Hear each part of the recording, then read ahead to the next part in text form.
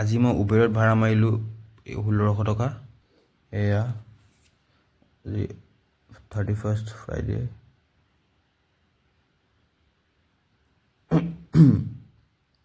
31st ফ্ৰাইডেত মাৰা উবেৰত 1500 টকা।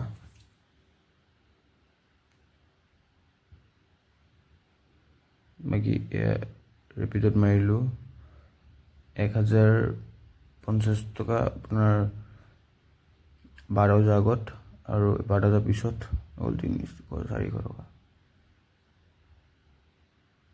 ধৰক 1400 টকা ইয়াত মাৰিলোঁ, ৰেপিড মাৰিলোঁ, 1600 টকা উবেৰত মাৰিলোঁ। 3 টকা মাৰিলোঁ। তেল জ্বলিলে মোৰ 600 টকা, 1000 টকামান চব খৰচা হ'ল। 2000 টকা থাকি গ'ল। আহি কেনে ৰুমত সোমালোঁ। এতিয়া আহি কেনে তো আপোনালোকক মই সকলোখিনি দেখাই দিলোঁ। মই ক'ত উবেৰত কিমান মাৰিলোঁ, ৰেপিডত কিমান মাৰিলোঁ, মোৰ তেল কিমান জ্বলিলে। তো আপোনালোকে নিজে এটা অনুমান ল'ব পাৰিছে যে কিমান সময় গাড়ী চলাই কেনে কিমান উপাৰ্জন কৰিব পৰা যায়। আৰু মই এনেদৰে মোৰ উপাৰ্জন কেনেধৰণে কৰোঁ, কিমান কৰোঁ, সকলোবিলাক মোৰ ব্লগত আপলোড কৰি যাম। আৰু যদি আপোনালোকে কিবা জানিব বিচাৰে কমেণ্ট কৰিব,